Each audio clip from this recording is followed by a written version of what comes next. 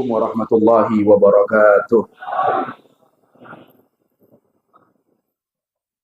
Nafsir biqauli bismillah walhamdulillah wa musalliyan ala rasulillah sayyidina Muhammad ibni Abdullah wa ala alihi wa sahbihi wa mawalah wa la hawla wa la quwata illa billah. Amma ba'du, nashkurullah subhanahu wa ta'ala biqauli alhamdulillahi rabbil alamin ala jami'i ni'am alladhi a'tana khususan ni'mah sihah wa afiyah.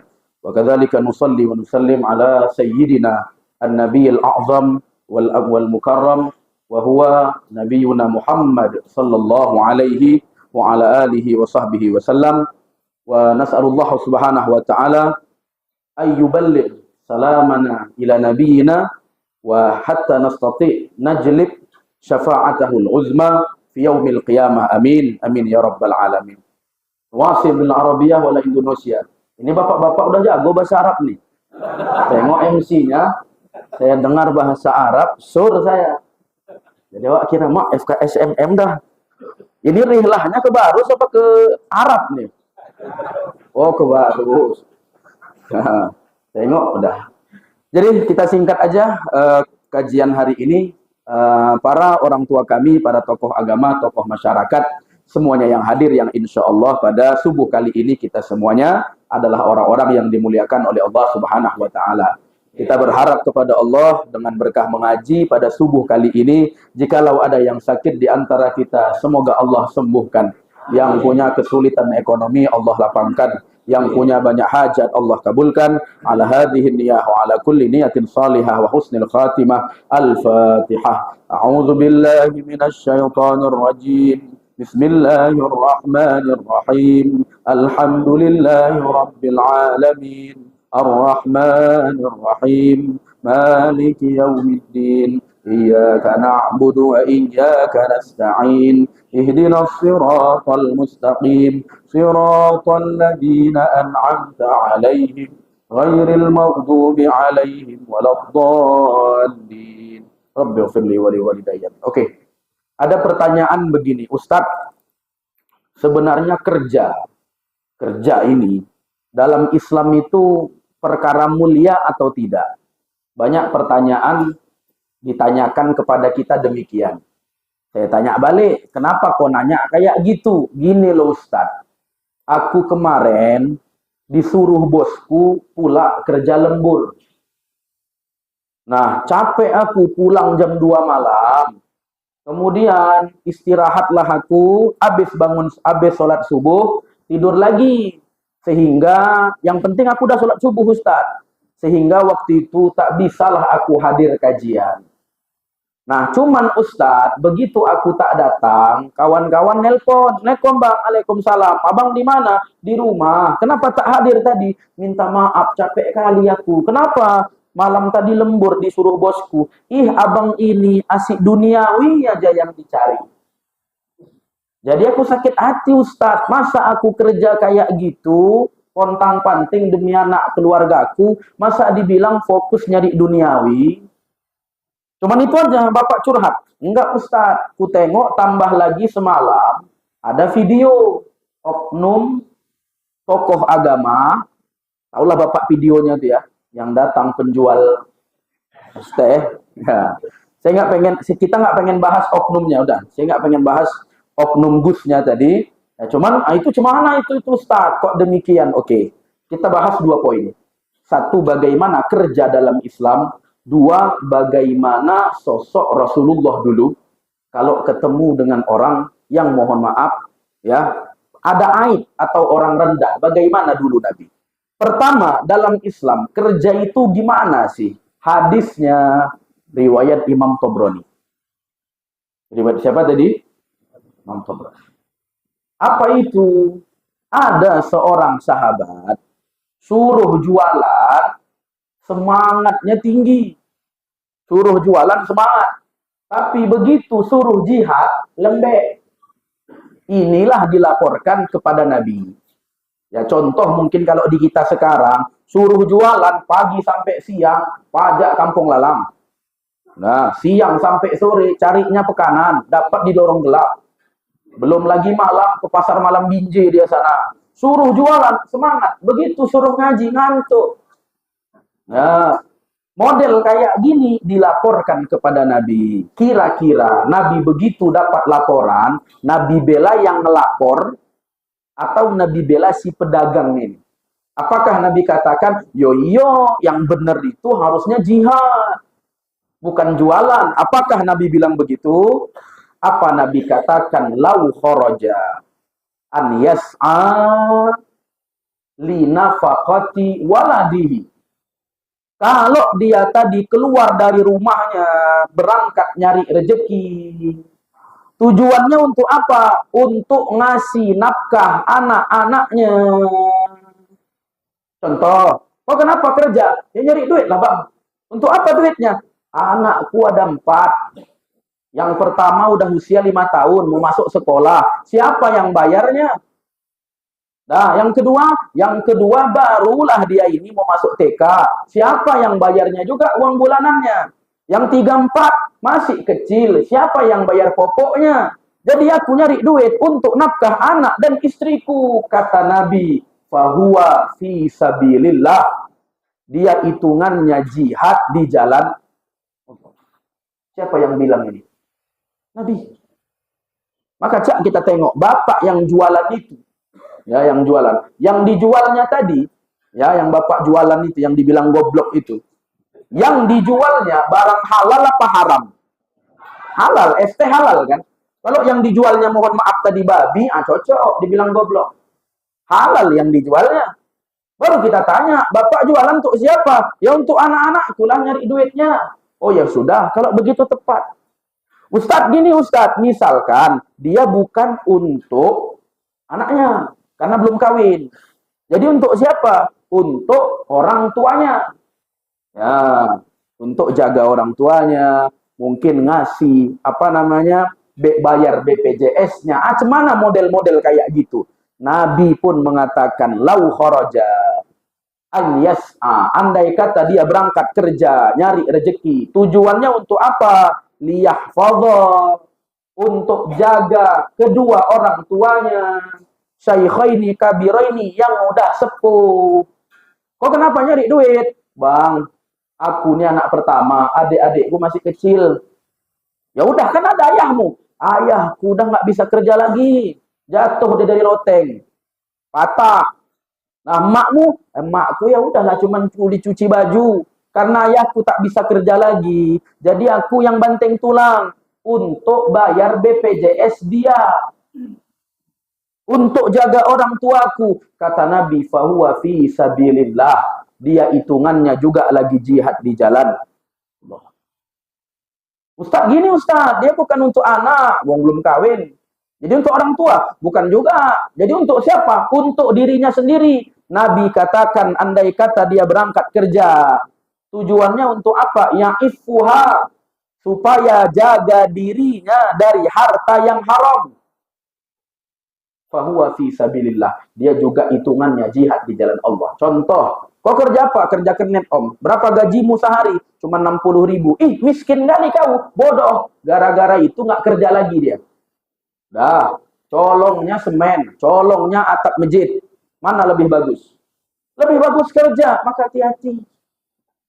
Hati-hati. Kita kalau mohon maaf bicara rezeki orang, hati-hati. Maka mulut ini ngeri. Dulu Nabi cemana Ustaz? Nabi dulu ketika datang seseorang, kebiasaan Nabi kalau dihadiahkan korma, contoh, Nabi dihadiahkan makanan. Contohnya korma. Nabi terima, Nabi makan, sambil Nabi bagi-bagikan ke sahabat di samping-samping beliau. Itu kebiasaan Nabi. Tapi entah kenapa, kasusnya lain ini. Ketika Nabi datang sahabat, ngehadiahkan anggur. Diberikan kepada Nabi, sama Nabi, dimakan semuanya. Sahabat yang di samping beliau mikir, tumben, ini biasa ngasih kami, ini kok Nabi sendiri yang makan. Cuman ya pasti ada sebab. Begitu setelah Nabi makan semuanya, senang orang yang memberi hadiah, pulang dia dengan keadaan gembira. Tak lama sahabat nanya, ya Rasulullah, biasa engkau memberikan kami, ini kenapa enggak? Apa jawaban Nabi? Anggur yang dia bawa rasanya masam. Kalau ku kasih sama kalian, berubah muka kalian makannya. Nampak dia, jauh-jauh dia datang kemari untuk memberi hadiah. Sakit hatinya nanti. Maka tak kuberikan kepada kalian. Ya kan wajar, kita begitu makan pencit, masam, tak tengok muka. Kan begitu, itu normal orang. Beginilah akhlak Nabi Muhammad Sallallahu Alaihi Wasallam. Maka kita jujur agak sedih kali melihat kejadian yang kemarin. Ya, maka mohon maaf, mulut ini ngeri. Mulut ini ngeri. Bapak izin, Pak. Mulut gampang ngarahkan ke surga, gampang juga ngarahkan ke neraka. Contoh ngarahkan ke neraka apa? Ya kasus itu gampang itu ngarahkan ke neraka. Kalau ngarahkan ke surga gimana? Silahkan baca banyak kitab, ada kitab judulnya namanya Tobaqat. Tobaqat ini menerangkan biografi para ulama. Contohnya ada kitab Syiar A'lamin Nubala. Banyaklah kitab-kitab lainnya menjelaskan tentang biografi seorang ulama namanya Imam Ahmad bin Hambal, atau kalau kita tahu populer dengan Imam Hambali. Ya, pemilik mazhab Hambali itu. Imam Hambal ini ulama besar, ahli fikih. Beliau dulu murid dari Imam Syafi'i. Beliau juga ahli hadis, punya kitab namanya Musnad Imam Ahmad, itu isinya hadis. Sebagian menyebutkan dulu Imam Bukhari pernah belajar kepada beliau, sebagian merebutkan begitu. Nah, kalau kita telaah, jadi Imam Ahmad bin Hambal ini tinggalnya di Irak. Nah, entah kenapa pengen kali berangkat ke Syam, Suriah. Suriah yang lagi baru-baru berita-beritanya itu, Bashar al-Assad itu. Ah, itulah Damaskus, Syria. Jaraknya dekat, jauh, bukan macam mencirim Bahoro. Jauh. Lewat lagi Medan Jakarta, saking jauhnya, puluhan ribu kilo. Bapak ketika berangkat ke Jakarta, contoh, ada nggak sebab? Pasti ada. Bapak kenapa mau berangkat ke Jakarta? Rindu kali aku nengok cucu. Ah, ada sebab. Bapak ngapain ke Jakarta? Pengen kali aku nengok Monas. Misalkan, belum pernah nengok Monas. Pasti ada sebab. Beliau, Imam Hambali ketika ditanya, wahai Imam, engkau kenapa mau berangkat jauh kali ke Syam sana? Ada saudaramu? Tak ada. Kawanmu? Tak ada. Muridmu? Tak ada. Jadi, nggak tahu, hatiku nyuruh ke sana. Itu cuma jawaban beliau. Berangkat akhirnya beliau sampai di Damaskus di tengah malam. Singgah ke masjid. Sayangnya tukang jaga masjid musir beliau. Pergi ke sana. Pak, aku musafir, Pak. Nggak peduli aku. Nah, kenapa? Karena masjid mau ditutup. Nah, kemudian, andai kata si penjaga masjid tahu yang diusirnya ini Imam Hambali, nggak berani diusir. Kenapa? Nama Imam Hambali terkenal, ulama besar. Ustadz, kalau memang Imam Hambali terkenal, kenapa kok masih diusir sama penjaga masjid? Zaman dulu nama tenar, tapi YouTube belum ada. Facebook belum ada. Nama terkenal, wajah tak tahu. Misal saya tunjukkan fotonya, foto Prabowo. Saya bilang ini foto SBY. Percaya nggak Bapak? Ya tak percaya. Ustadz, itu bukan SBY, itu Prabowo. Tahu dari mana? Dah pernah jumpa? Belum. Kok tahu? Ya pernah nengok fotonya, kan gitu. Nah, zaman itu tak ada. Imam Hambali pun, beliau nggak salah. Tapi beliau nggak bantah. Ya udah, masjid bukan milik beliau, yowis. Ngapain dibikin pening? Beda sama orang sekarang.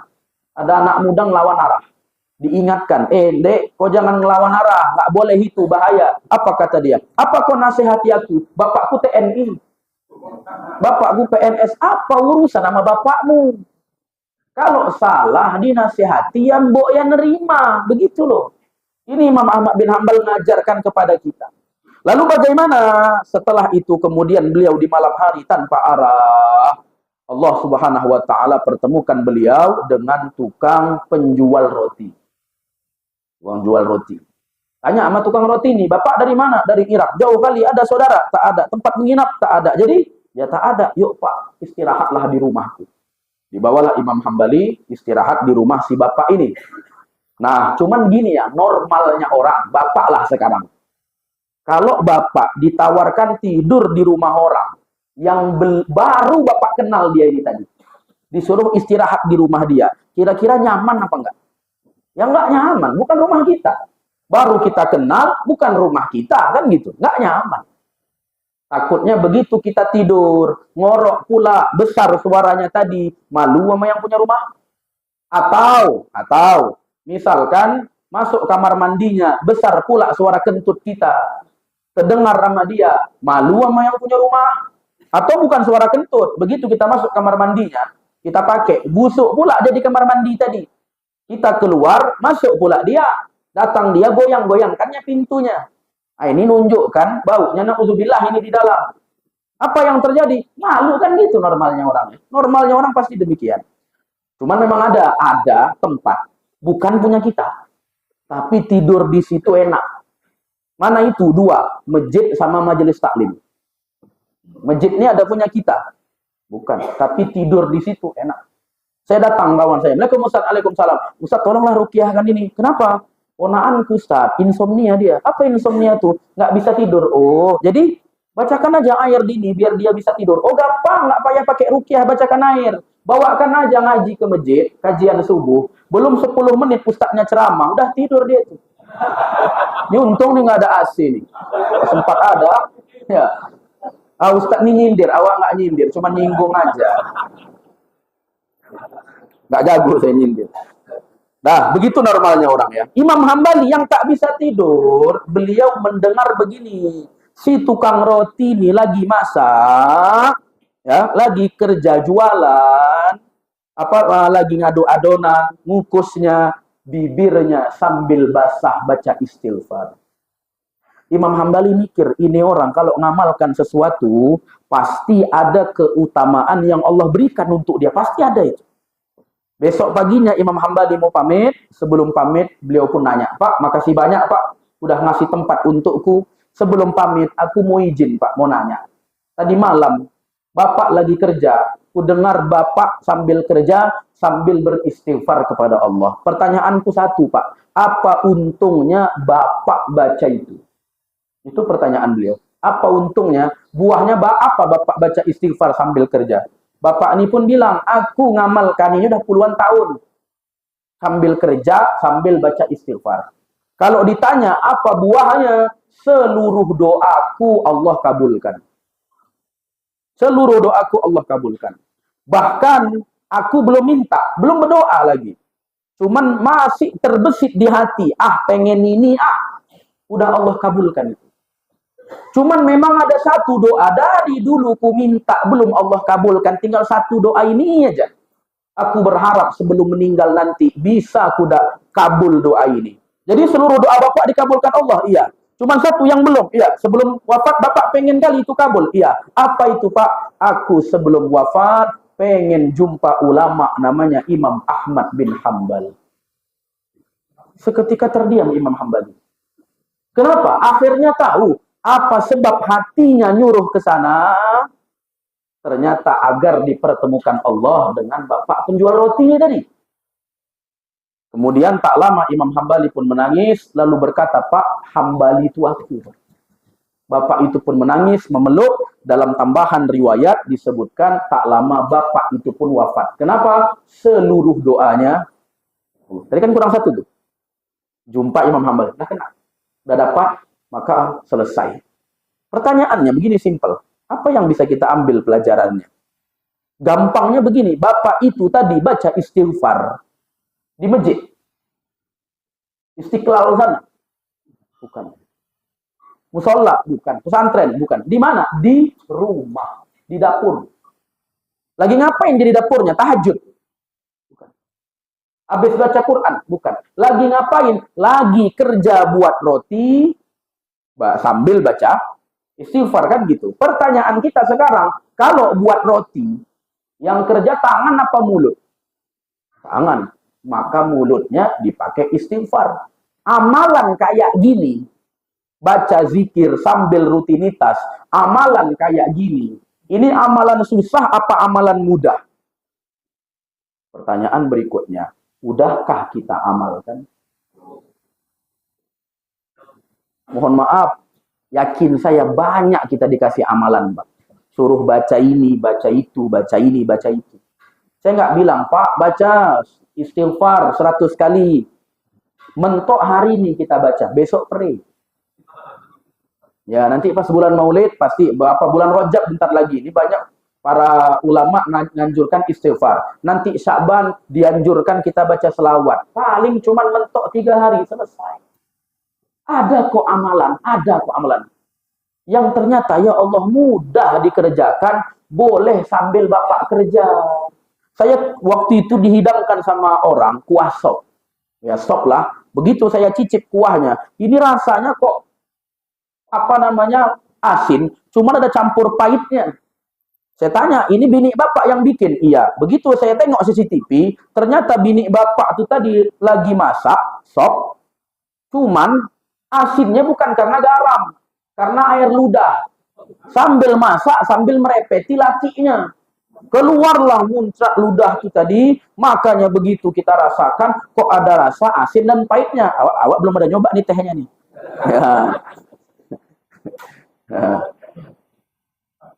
Bapak ketika berangkat kerja, naik kereta, tadilah, andai kata tadi kemari, naik kereta. Kereta ini yang ngegas tangan apa mulut? Tangan, andai kata gas nggak kita tarik, gas masih begini aja. Tapi mulut kita yang ngeng, ada bergerak ban kereta itu. Berarti bisa nggak kita sambil baca istighfar? Sambil baca, kenapa belum kita amalkan? Ini jadi catatan penting bagi kita.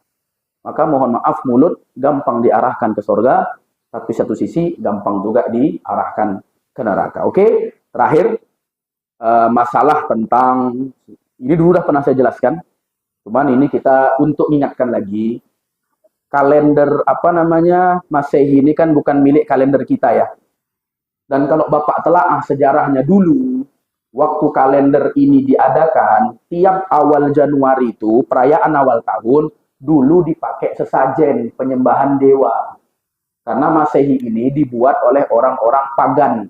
Paganisme itu penyembah dewa, Romawi, Yunani kuno. Dan kalender ini bukan punya kita, Islam punya Hijriah. Dan ternyata setiap agama masing-masing punya kalender. Sehingga kalau Bapak buka dimanapun fatwa, pasti mayoritas ulama bilang memperingati malam tahun baru hukumnya haram. Ada sebagian ulama mengkategorikan makruh. Saya sebutkan dua-duanya. Cuman kalau mau ditimbang baik dari segi aspek dalilnya maupun runtutan sejarahnya, wajar kalau dikatakan haram. Sudah. Jadi cemana? Saya bilang, kalau bisa jangan ikut-ikut. Nanti jumpa pula dia di lapangan Binjai. Iya Bapak, awak tengok ngaji ini, ada. Ya Ustaz pun kok ada, awak lewat. Gitu. Kadang kayak itu. Jadi tolong jangan. Ustaz gini Ustaz, aku nggak ikut merayakan. Cuman di rumah bakar-bakar. Kan itu. Cemana? Dilihat. Misalkan, contoh gini. Assalamualaikum Bang, Waalaikumsalam. Abang di mana? Di rumah aku nih bakar-bakar. Datanglah mari. Enak kali. Tumben bakar-bakar. Iya, malam tahun baruan. Kena itu. Karena niatnya malam tahun baruan. Tapi kalau telepon, Assalamualaikum Bang, Waalaikumsalam. Abang di mana? Rumah bakar-bakar kami. Datanglah mari. Tumben bakar-bakar. Iya, kan besok cuti. Nah, jadi inilah kesempatan ngumpul. Kalau begitu bakar-bakarnya karena cutinya. Bukan karena malam tahun baruannya. Kalau gitu dipersilahkan. Nah, jadi tujuan kita mengingatkan apa? Supaya tidak jatuh dalam jurang. Dulu pernah saya terangkan ya. Masalah ini panjang lebar, termasuk masalah ulang tahun, masalah nama-nama bulan Masehi. Sudah pernah kita jelaskan. Jadi, Allahu a'lam, itu aja kajian kita kali ini. Tafadhol kalau ada pertanyaan. Ya. Ya. Waalaikumsalam.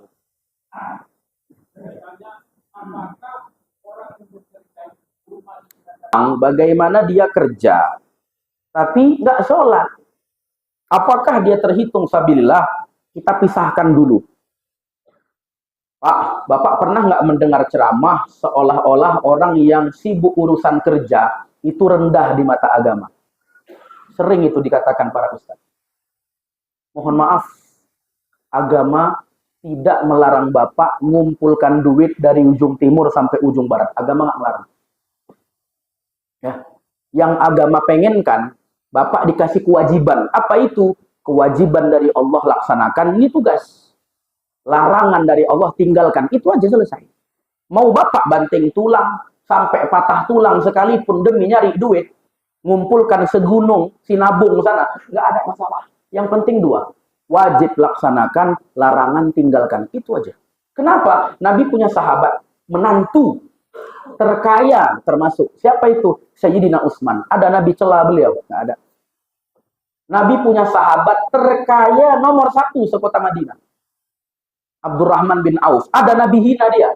Nggak ada. Bahkan Nabi jamin masuk surga. Kenapa? Karena kekayaannya digunakannya untuk menolong agama. Ya. Digunakannya untuk menolong agama. Sudah. Lalu bagaimana? Nah ini tugas dia. Berarti dia dari segi ini terhitung fasik. Dia secara manusia, secara segi manusianya, urusan dia dengan Tuhannya, dia tergolong fasik. Kenapa? Karena tidak perintah Allah nggak dilaksanakannya. Urusan kerjanya tetap diberikan pahala. Selama yang dicarinya halal dan digunakannya untuk nafkah keluarganya. Bukan untuk bayar selingkuhannya. Contoh. Ya, kalau itu mutlak haram. Jadi unsur dia kerja dapat pahala tetap. Oke, bisa kita kategorikan apakah dia jihad? Bisa aja kalau ngikuti hadis ini. Cuman dari satu sisi dia juga kena beban dosa terus.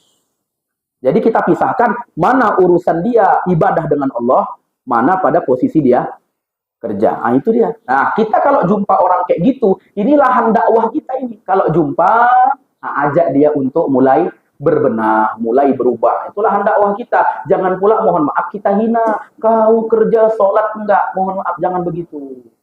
Buatlah cara semana orang tadi bisa berbenah untuk kemudian mengaji, untuk kemudian beribadah. Terkadang mohon maaf ya, saya punya pengalaman ini. Dia kalau mohon maaf, dengarkan kita ceramahi dia, nggak mempan. Kenapa? Karena dianggap kita kawan dia. Ada jemaah lah cerita, Ustadz ini gimana kawan itu gini-gini.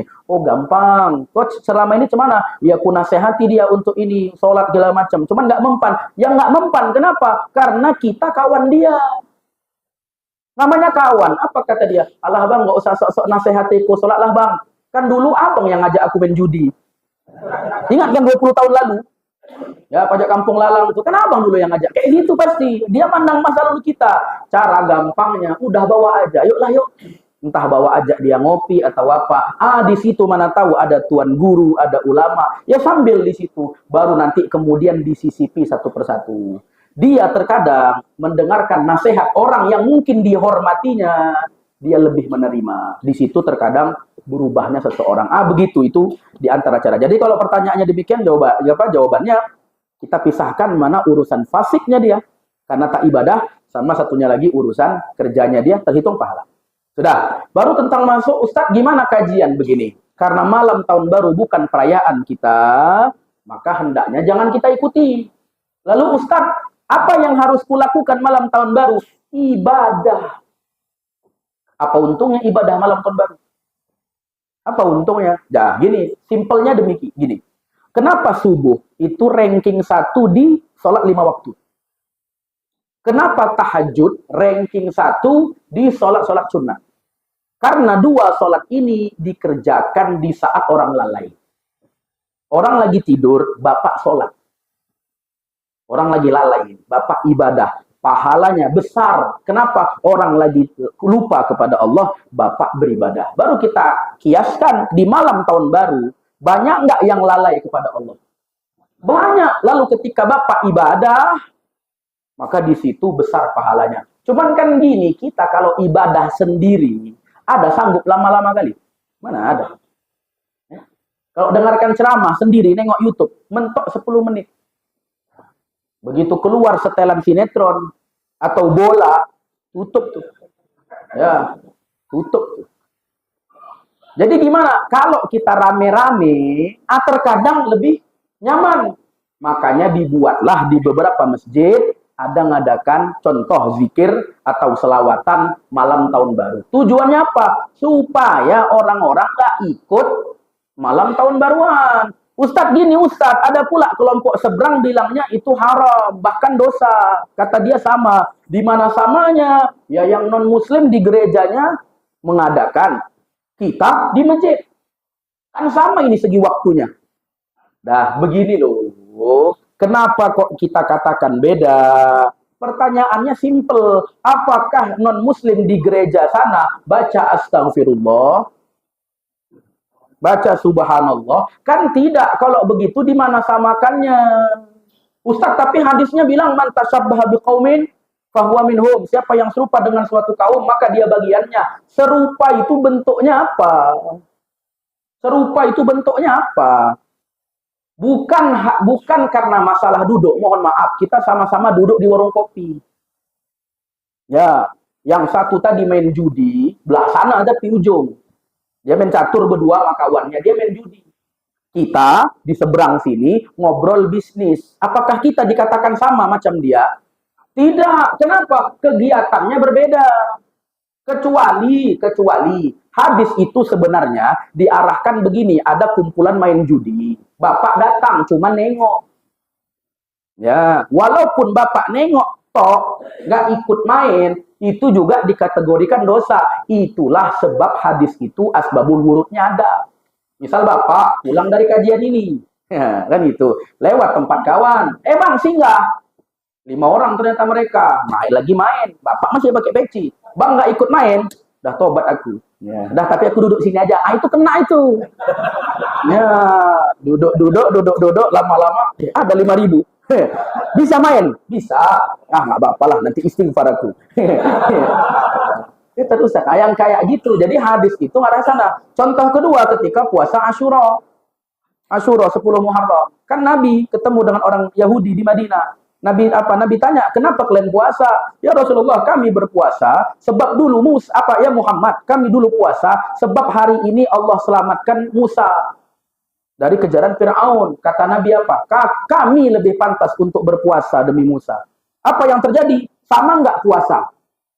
Yahudi puasa 10 Muharram, kita pun puasa 10 normalnya 9 bulan, Asyroh ayam 10 hari. Nah, normalnya. Maksimalnya 4 tahun. Maksimal. Itu maksimal artinya begini. Jadi perempuan itu bisa mengandung paling mentok sampai 4 tahun. Lewat dari itu berarti janinnya bermasalah. Atau berarti bukan hamil itu, masuk angin contoh. Atau memang gendut dia.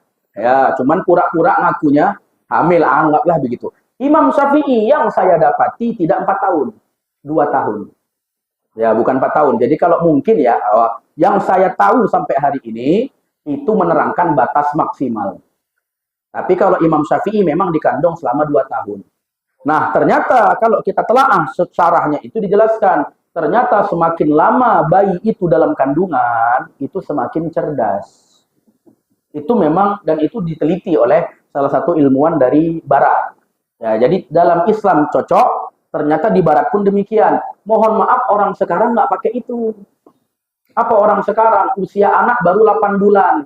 Cuman pengen kali lahir 17 Agustus. Ya, operasi.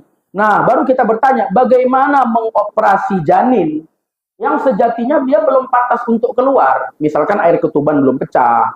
Dan memang ternyata bisa dia untuk normal. Tapi maksa dibelah saat itu juga. Dilihat, kalau dokter memang menyarankan, Bu, izin Bu, Ibu nggak bisa lama-lama ini. Ya, Pak, sampaikan ke Ibu, nggak bisa lama-lama ini. Ini maksimal besok harus dioperasi secepatnya. Kalau begitu silahkan. Kenapa? Unsurnya kesehatan. Tapi kalau pengen kita gawe-gawe sendiri, ya, pengen laku. Jadi kalau 17, ya sekaligus ingat anakku. Sebagian ulama mengatakan haram. Kenapa? Memaksa janin untuk keluar di bukan waktunya. Walaupun ada sebagian yang memakruhkan. Nah, jadi kurang lebih demikian ya. Wallahu a'lam.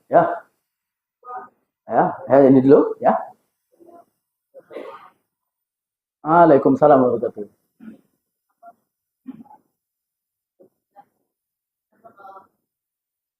wabarakatuh. Imamah sama sorban. Oh, udah. Waalaikumsalam warahmatullahi wabarakatuh. Ada yang diletakkan di pundak, dikenal namanya rida, atau kalau orang di kita familiar sorban. Sedangkan yang di kepala, ya sebagian orang bilangnya sorban, sebagian orang bilangnya imamah. Kalau hadis imamah. Ada juga terkadang ditambah lagi oleh sebagian ulama gini. Ini dulu udah pernah kita jelaskan ya. Namanya Toilas. Sudah. Tiga-tiga ini riwayatnya ada. Terutama untuk dua hal. Satu untuk rida, dua untuk imamah. Bahkan kalau kita baca dalam hukum bab sholat, sangat-sangat disunnahkan ketika sholat membawa rida. Begini. Ya, atau terserah mau pakai begini, nggak ada masalah. Mau gini boleh, mau yang kiri boleh, mau gini boleh. Ya, kalau gini jangan dikira Roma. Ya, apalagi dililit. Nah, itu cocoknya diikatkan terus. Nah, jadi begitu dia. Nah, sampai kalau kita baca walau bihabel, walaupun dengan tali. Bapak belum punya sorban, belum beli. Ada tali tambang atau enggak tali plastik. Ah, aku pengen dapat sunnah. Bapak bawa ke masjid, sunnah itu. Dapat pahala itu. Ya malu-malu lah. Cuman ya kalau nggak ada sarung kan bisa. Jadi begitu. Ini kalau untuk masalah rida. Ya, untuk masalah imamah bagaimana? Banyak hadisnya. Dulu Rasulullah SAW menggunakan imamah. Yang rame ini dibahas, apakah imamah tergolong? Kalau orang yang pakai imamah, apakah berpahala? Jawabannya iya. Ustaz, tapi ada kok ceramah yang lain bilang mengatakan imamah itu nggak ada pahalanya. Kenapa? Karena budaya. Begini loh. Allah Subhanahu wa Ta'ala mengutus Nabi kita itu dari kalangan orang Arab. Apa yang Nabi suka, Nabi ambil dan Nabi gunakan. Maka kalau kita niatkan memakai itu sebagaimana Nabi pakai, maka dapat pahala. Ya, maka dapat pahala. Jadi ketika kita menggunakan imamah, bagaimana? Ya pahala. Riwayatnya Bukhari. Tentang Nabi menggunakan imamah. Sudah. Apakah Ustadz bagaimana imamah? Terserah. Boleh dengan tanpa ekor, boleh. Atau dengan satu ekor, boleh. Ya, Ustadz Salman berapa ekor? Oh, dua. Ya. Boleh. Boleh dengan satu ekor. Boleh juga dengan dua ekor. Dua ekor itu hadisnya sahih. Terjadi waktu perang Badar. Ketika Nabi melawan bersama sahabat melawan kafir Quraisy, apa yang terjadi? Nabi katakan, hati-hati di antara kalian ada malaikat. Ya Rasulullah, tandanya apa? Karena kan sahabat berekor semua, cuma satu. Kata Nabi, lihat kalau ekornya dua, itu malaikat. Ya. Ini hati-hati, takutnya peci Ustaz Salman nggak muat lagi habis ini. Aku sendiri yang pakai ini. Nah, jadi begitu dia. Nah, apakah ada doa khusus? Sebagian ulama, ya, untuk doa tidak ada riwayat khusus ya. Tapi kalau kita baca dalam Bidayatul Hidayah misalkan dan lain-lain, sebagian ulama anjurkan waktu melilitkan itu baca dengan ayat kursi. Sebagian menganjurkan begitu. Kalau enggak pun enggak ada masalah. Ayat kursi. Ustaz, jadi apakah perlu pakai apa namanya lapis-lapis itu? Terserah. Mau yang berlapis, tak berlapis, asal-asalan enggak ada masalah. Yang penting jangan kayak orang Sikh itu aja lah. Ya kan? Ya, takutnya kita udah pakai warna oranye pula itu. Pakai warna oranye mirip kayak orang Sikh. Ada pula teh lalat di tengah. Udah. Tambahkan ngomong agak ini sedikit. Udah, cocok itu. Nah, jadi demikian. Itu kurang lebih kalau tentang masalah sorban dan wallahu a'lam. Ya tadi. Ya.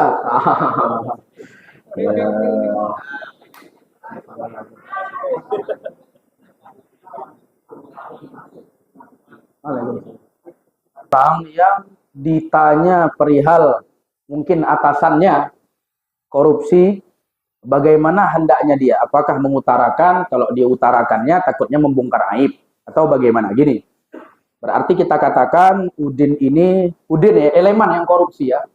Nah, kabur dia berarti, sporing lah. Cuman orang kita gini, herannya saya, ada orang Medan sporing ke Jambi, gara-gara kena kasus, lari dia ke Jambi. Ditanya orang Jambi, Bapak dari mana? Oh, aku dari Medan. Iya, hijrah aku. Gundulmu hijrah. Kalau sporing, bilang sporing. Jangan bilang hijrah. Nah, lari bilangnya hijrah. Nggak cocok. Lalu bagaimana kasus ini? Begini, kalau memang dia ditanya oleh pihak yang berwajib, dan si Udin ini memang tahu betul si Leman ini memang korupsi. Dia secara langsung berkata, dan urusannya ini adalah membuat orang lain rugi. Ya, ini kan soalnya urusan, apalagi kalau korupsi biasa urusan negara. Sudah, atau urusan yang mungkin melibatkan orang banyak, maka di situ kalau kita tahu harus kita sebutkan. Kenapa? Kalau tidak, maka kita menyimpan sesuatu yang itu merugikan untuk orang banyak. Tak boleh. Kalau tahu ya, kalau tahu memang betul-betul tahu. Tapi kalau hanya praduga atau bagaimana, atau memang misalkan banyak bukti ketahuan, tapi kan karena kita nih kerja kita cuman tukang sapu rumah dia. Jadi cuman kita pernah nengok dia masuk rumah, keluar rumah gitu tuh aja. Nggak tahu kayak gimana transaksi dia di kantor, atau dia pernah pulang bawa koper banyak dan segala macam. Artinya kita memang total tak tahu, hanya praduga. Berarti itu bukan urusan kita, karena memang kita nggak bisa ngomong. Lalu bagaimana? Ya itu terserah. Misalkan kita ditanya, ya tinggal kita katakan, aku tak tahu Pak, tugasku di rumah cuman tukang sapu, OB, tukang cuci piring. Jadi kalau ditanya itu tak tahu, ya sudah sebutkan apa adanya. Tapi kalau memang tahu, kita pula supirnya, kita disuruh untuk diam, segala macam, udah kena baru ditanya kepada kita, di situ baru wajib kita sebutkan. Disitulah nanti kita dibawa menjadi saksi. Kalau kasusnya sampai ke mahkamah. Ada tambahan dari hal ini, cerita dari Ustadz. Lalu bagaimana misalkan Udin yang menerima gaji dari Leman, yang Leman ini tadi korupsi? Udin kan nggak tahu apa-apa, namanya dia anak buah. Tapi kan bos dia si Leman yang gaji dia.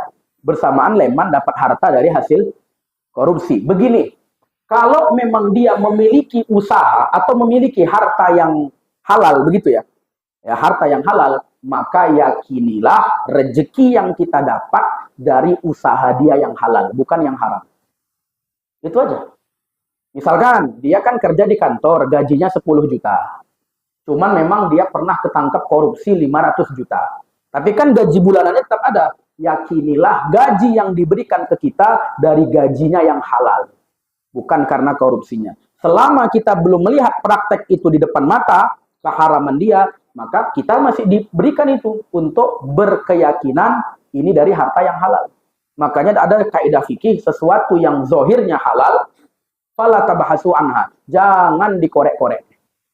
Ya, yang dulu udah pernah kita ceritakan, contoh tukang bakso, jualan daging ayam, maksudnya jualan bakso dari ayam, halal semua lah. Begitu bapak beli ke dia dengan uang 10.000 satu mangkok, halal nggak diterimanya? Halal, namanya jualannya halal. Cuman datang dia nanya bapak dari mana dapat duit ini 10.000? Oh, aku dari biniku. Nah, datang tukang bakso, dia dijumpainya bini bapak. Bu, izin bu, semalam laki ibu beli bakso tempat aku. Satu mangkok, ini duitnya 10.000. Kutanya, kata bapak tuh dari ibu. Ibu dapat dari mana? Oh, aku semalam pulang dari kedai belanja. Nah, jumpailah toke belanja sana, dapat dari mana? Didatanginya toke kedai. Bapak dapat dari mana nih? Gini. Oh, aku kemarin pulang dari Panglong toke Cina tuh, beli di sana aku dapat kembalian beli paku 10.000. Didatanginya toke Cina. Ah, kok dapat dari mana 10.000 nih? Soalnya gini. Hanya Owe semalam main judi. Ya, Owe dapat duit 10.000. Nah, itulah Owe pakai untuk usaha Owe. Jadi bagaimana? Haram. Padahal asalnya halal itu. Nah, itu kalau misalkan terjadi di kita. Wallahu a'lam. Ada lagi atau kita cukupi? Ya, ada ini. Ya, yang belakang tadi. Ya.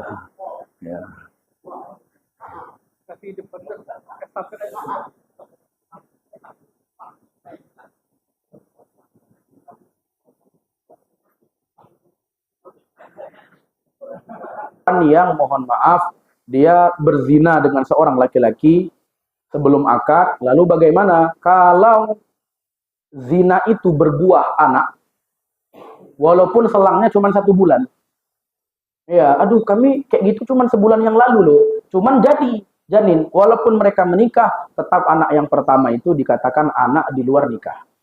Oleh karenanya tidak boleh dinisbatkan kepada bapaknya, dan andai kata suatu saat anak ini ternyata perempuan besar, diharuskan waktu menikahkan ada walinya, lalu si bapaknya itu yang menjadi wali, maka pernikahannya tidak sah. Andai kata udah berjalan terus-menerus, bagaimana? Anak nggak dosa karena anak nggak tahu, tapi si bapak dosa terus-menerus itu. Karena dia terhitung sebagaimana waliya'udzubillah zina. Makanya kasus yang banyak apa? Si bapak punya anak perempuan nih nggak berani bilang ke calon besan. Ya, dia nggak berani bilang kalau anaknya ini tadi dulu kecelakaan. Nah, dia nggak berani bilang. Sehingga Pak, ya kayak gitu terjadi waliya'udzubillah. Sudah, Jadi bagaimana dinasabkan itu? Hukumnya tak diperbolehkan. Ustadz, aku malu. Biarlah malumu itu menyelamatkanmu nanti di akhirat. Ketimbang kau takut malu, tapi menyengsarakanmu di akhirat. Maka simpel aja gitu. Tugas kita kalau tahu cuma nyampaikan, selesai. Masalah dia ngamalkan atau enggak, urusan dia. Dah. Lalu bagaimana tentang masalah ari-ari yang didikan? Saya sih nanya, ternyata tidak semua suku mengamalkan demikian. Dah, begitu kita tanya apa katanya? Oh ya iya, ini biar apa namanya? Biar masa depannya terang. Ada yang bilang begitu. Jadi karena kok taruh lilin, masa depannya terang. Cuman wallahu a'lam ya, saya pertama tak menemukan. Kemudian kalau kita lihat anjuran para ulama dulu, bukan diterangi, dibakar. Ya, ari-ari itu dibakar. Ya, kenapa ari-ari itu mohon maaf begini, ari-ari itu cucikan bersih. Kenapa? Kalau ari-arinya tidak dicuci bersih, biasanya anak itu jorok waktu besarnya. Ya, jarang mau mandi contoh, atau kamarnya berserak, begitulah modelnya. Makanya dianjurkan untuk dibersihkan. Kenapa? Karena memang ada unsur. Ini kan bentuk di antara bagian dari diri. Begitu. Jadi kok saya ditanya, pertama saya tak mengetahui secara pasti itu suku mana dan belum ada meneliti secara dalam kapan adanya itu. Nah, itu saya belum meneliti. Jadi nggak bisa bicara panjang. Cuman kalau kita bicara literasi ulama bukan diterangi tapi dibakar. Jadi apakah dia kategorinya haram? Wallahu a'lam. Kita tinggal tanya tujuan dia apa. Kalau tujuan dia untuk buat kayak gitu, pakainya lilin untuk manggil arwah, ya berarti jatuh bisa jadi kepada kesyirikan. Kalau begitu dosa. Tapi kalau memang nggak tahu, ini pokoknya cuma adat aja bang. Terus untuk apa? Yang nggak tahu, timbang aku kena marah mamaku, dijewer aku, ya udahlah kalau gitu nggak ada masalah. Wallahu a'lam demikian. Ya kita cukupi berarti ya. Oh. Ya. Investigasi kita bilang ya, yang nomor 2 tadi, pencarian fakta. Bagaimana begini? Kalau kita meneliti ilmu hadis, kenapa bisa jadi sahih, hasan, dhaif, bahkan palsu? Salah satu penyebabnya adalah para perawi. Ya, perawi. Berarti kan kita harus meneliti nih. Ini perawi dulu pernah bohong apa enggak? Pernah nyolong apa enggak? Pernah ini apa enggak? Berarti kan hitungannya bongkar aib ini. Tidak, kalau bentuknya itu memang adalah untuk penelitian contoh ilmu hadis, agar kita dikategorikan orang yang mendapatkan hadis ini tidak terjadi pembelokan, maka harus dilaksanakan. Begitu juga tim pencarian fakta, contoh kayak KPK, mungkin Densus 88 atau apa yang memang dia punya otoritas, kalau itu memang tugas dia. Lalu bagaimana kita? Kita boleh untuk sekedar mencari, cuman bukan untuk disebarluaskan, kecuali yang memang kasusnya itu ya perlu, takutnya apa? Takutnya orang sekitar kita kena. Nah, itu contoh. Bisa, misalkan ada penipu. Nah, kita udah pernah kena kasus sama dia nih. Lalu kita cari lagi aib-aib dia. Ternyata dia menawarkan barang kepada keluarga kita. Nah, maka kita sebutkan aib dia. Bang, izin bang, abang jangan beli sama dia. Kenapa? Udah banyak itu orang kena tipu. Nah, itu kan sama dengan aib. Ini bukan. Ini untuk menyelamatkan saudara kita. Itu yang nomor 2. Masalah nomor pertama, bagaimana ketika ada harta. Harta ini sebenarnya begini. Kalau dibuat dengan akad yang halal, ya jatuhnya halal. Ya, maka dibuatlah 3 rekening tadi. Saya kalau ditanya, saya katakan boleh. Kecuali riswah. Kalau riswah sogokan jangan. Kalau sogokan ya. Tapi kalau memang, nah kemudian begini, kalau kita yang menjadi orangnya, hendaknya hati-hati. Mohon maaf, aliran dana yang kita kira itu baik, ternyata kalau ditelusuri, kita punya rekening kena, kita bakal kena itu. Saya kalau ditanya, kalau ini ada pada kita, lebih baiknya hati-hati. Cuman andai kata memang ya, misalkan bapak itu tadi yang kena, lalu dia nanya kepada kita, nggak ada masalah. Yang penting diarahkannya untuk masyarakat, contoh pembangunan jalan dan lain-lain. Ustadz kenapa begitu? Sama kayak contoh, mohon maaf, ada orang misalkan, dia dulu contohnya maling atau apa, cuman dah tobat. Ada harta duit. Ustadz cuman ini, kubuang. Jangan. Memang kalau kita baca pendapat ulama dulu suruh buang. Tapi sekarang mohon maaf, ada konsekuensinya. Uang ini kalau kita buang, itu negara bisa inflasi.